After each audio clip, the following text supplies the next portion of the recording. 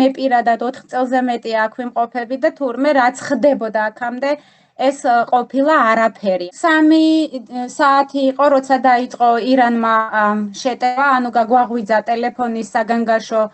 ზარმა და ეს უკვე იყო პირდაპირ დაგვეწერა ტელეფონზე, რომ იყო გამოცხადებული საგანგაშო მდგომარეობა, ანუ საომარი მდგომარეობა და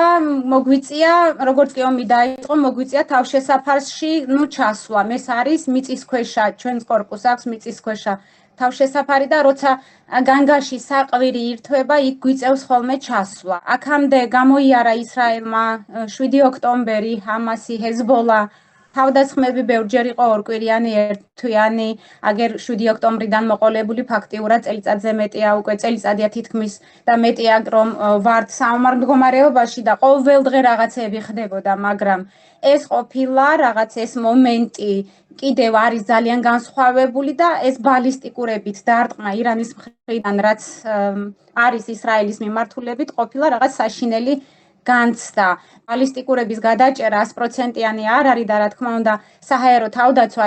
ჩვენ ისრაელის მუშაობს ძალიან კარგად და ხალხი ენდობა სამხედროს ჯარს, ხელისუფლებას და ასე შემდეგ, მაგრამ თვითონ როცა ეს ფაქტი, რომ ზიხარ მიწისქვეშა სარდაფში, ანუ ეგრეთ წოდებული ბუნკერებში, თავშესაფრებში და იქ რომ გესმის დეტონაციის ხმა რამდენად ძლიერია და გვერდით რომ ინგრევა კორპუსი ან რაღაცა საშინელება. რა თქმა უნდა 20-25 წუთიანი ხანდახან ნახევარსაათიანი გაფრთხილება არის ეს განგაშის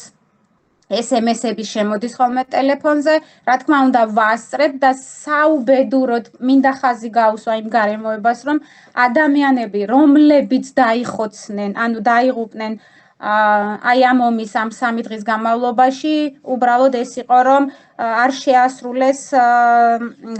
მოთხოვნები, რაც ეკისრება მოქალაქეს განგაშის ჩართვის დროს. ყოველ წამს ველოდებით,